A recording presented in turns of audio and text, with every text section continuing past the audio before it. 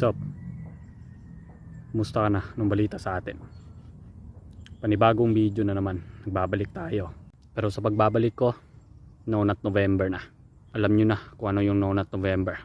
Di na ako magpapaliwanag kung ano yung meaning doon. So bakit ba importante ang No Nut November? So importante ang No Nut November dahil dito natin masusukat yung pagiging tunay nating lalaki. Dito natin masusukat yung pagiging masculine natin, from boys to pagiging men. Dahil yung sexual energy natin, dyan nagbabase yung pagiging masculine natin. Dito natin makikita yung semen natin, kailangan nating i-retain.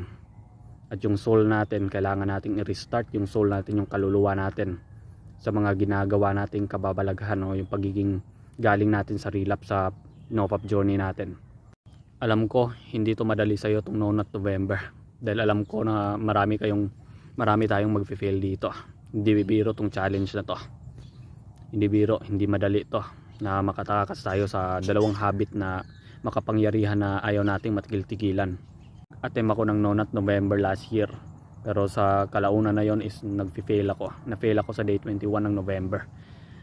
Nag-relapse ako sa panahon na yon, nag-release ako. I know hindi to madali para sa inyo. Kung first time mo pa lang sa No Nut November, easy lang, isiyan mo lang yan boy, isiyan mo lang yan bro. Madadali lang talaga yan.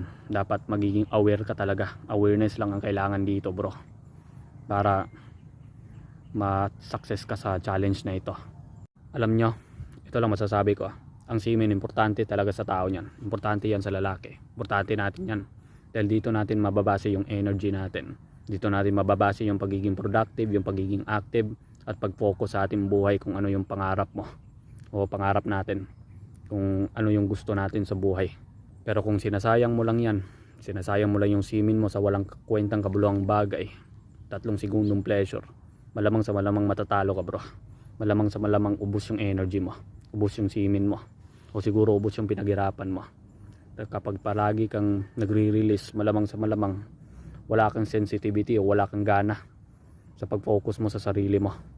Dapat kailangan nyo i-retain yung semen nyo, i-retain nyo yung seed nyo. Gamitin mo sa wastong paraan yan. Gamitin mo sa pagiging productivity mo. Gamitin mo yan sa focus mo.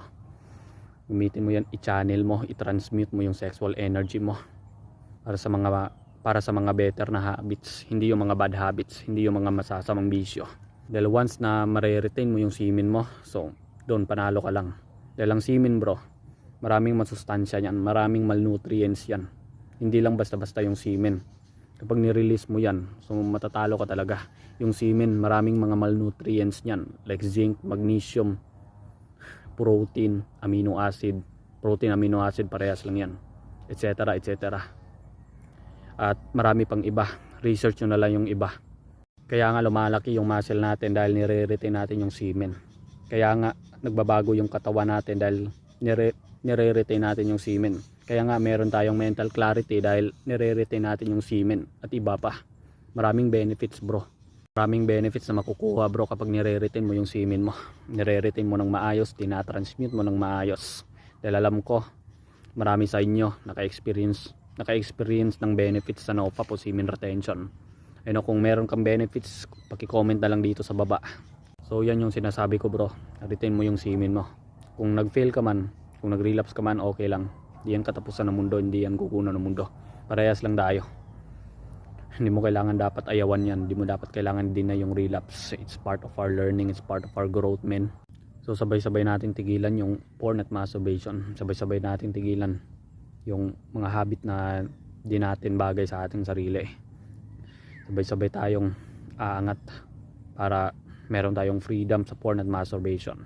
So yan na muna sa ngayon. Salamat sa panonood, sa pakikinig nyo. I want to shout out my place. Nature man, nature.